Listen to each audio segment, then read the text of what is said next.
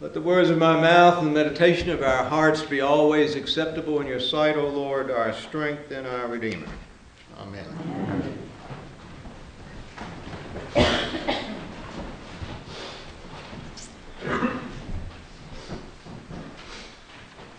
Dad, what's it like to be in love? So inquired the 6-year-old of his father. Dad put down his newspaper, looked at his son, and inquired, "Why do you ask?" The boy replied, "My friend Sammy says his brother's in love, and that's why he's acting so crazy." The father put down his paper and tried to explain. It's how and when you feel very deeply about someone, he said, how important that person is to you, how special that person is. Kind of like Mom, huh? Yeah, the father replied. The little boy left the room, and the father said to himself, kind of like Mom, huh? What about me? What about me? I suspect all of us at some time or another has asked someone, what about me? How do you feel about me? Do you love me? We ask that of our spouses, our children, occasionally of a good friend. Do you love me?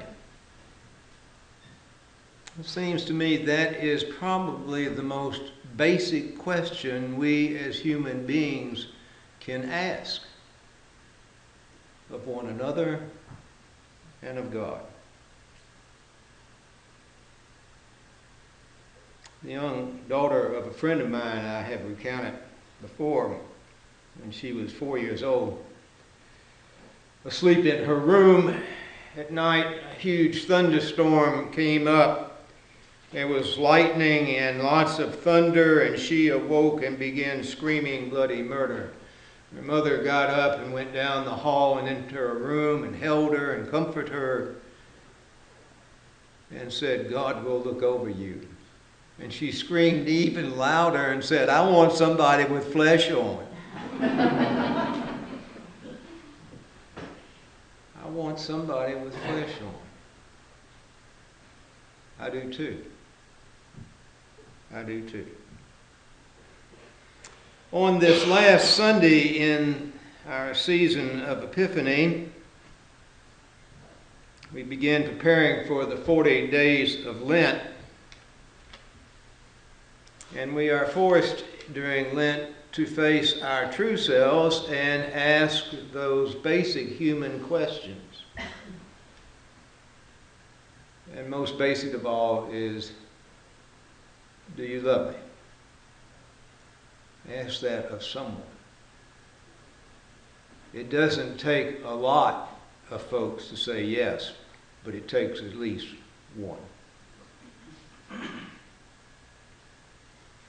In our first lesson this morning, we encountered the father of Hebrew prophets, Elijah. After the Hebrew tribes came into their promised land, they were led not by kings initially, but by holy men, by prophets. And Elijah was the first and the greatest. As he grew older, he selected a follower, one he could train, Elisha. Elisha was perfectly willing. There's that wonderful story of his plowing in the field, and Elijah calling him, and he leaves the plow horses and follows. I'm sure his father wasn't pleased about that.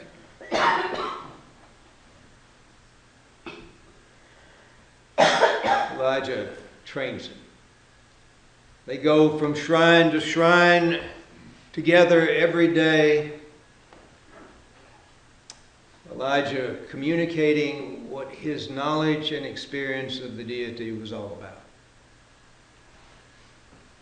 Over a period of time, Elisha becomes increasingly aware that Elijah is getting older and that he will one day no longer be with him. And he's terrified. He's terrified. He will not stay in any place. He has to follow in his footsteps, be at his side, listen to everything he says. And one day, the end is near. Elijah tries to prepare Elisha, and Elisha is terrified. They make one last circuit through the shrines of Israel. Come to the Jordan River. Elijah throws his scarf, his stole, on the waters, and they part and they cross over. And he says to Elisha, the end is near. Is there something I can do for you? And he says, oh, please give me twice as much of your spirit.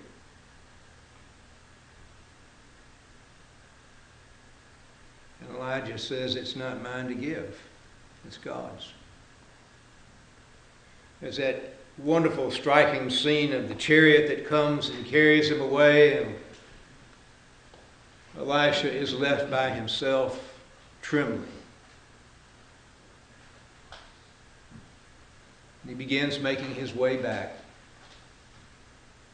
Comes to the river. Remembers how they got there. And he takes his scarf and throws it on the water. And lo and behold, the waters part. And he crosses over and begins to dawn on him that what he wants, that spirit, that presence, that power, has been there all along within him. Elijah did not have to give him his. He had his very own. But he had to come to that realization that the power and the faith that he saw in his mentor was already in him, his very own. In the gospel for this morning, Jesus takes his closest associates, his closest disciples, we're told, to a mountaintop. God's always on mountaintops, so we believe. They go up the mountain. There is that wonderful scene that is described, the voice of God, the presence of Moses, the father of law, and Elijah, the father of the prophets. It's also symbolic, the figures. Peter's overcome. He likes that. Peter says, let's stay. Let's build monuments. Let's live here. And Jesus' response is, pack up, guys. It's time to leave. And they go back down the mountain, and at the foot of the mountain there is a crowd, a very distraught father with his son, an epileptic, begging for cure, begging for health, begging for the life of his son. And he says, I tried with your disciples and they couldn't help me. And Jesus says, it's about faith. He takes the child and cures him and hands him to his father.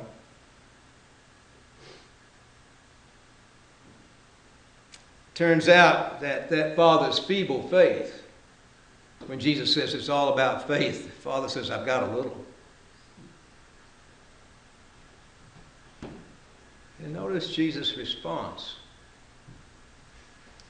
It's enough. It's enough. We all want to be carried to mountaintops. We all want enough power to move mountains. But the reality is that it's all about our willingness to risk whatever faith we have. Time after time in the Gospels, Jesus comes upon someone who is in need. A woman with a daughter near death. An outcast with leprosy. A blind man sitting beside the road with a tin cup.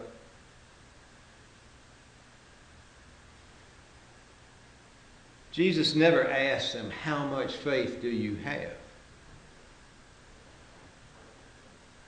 He does say it's about faith, folks. But he never measures it. Not once does he ever measure it. Do you want to have your skin cleared of the leprosy? Do you want to walk? Do you want to see? Do you want the seizures to cease? Then ask God, for God is merciful. Have faith. And the answer is usually, I've got a little. And the answer is, that's enough. That's enough.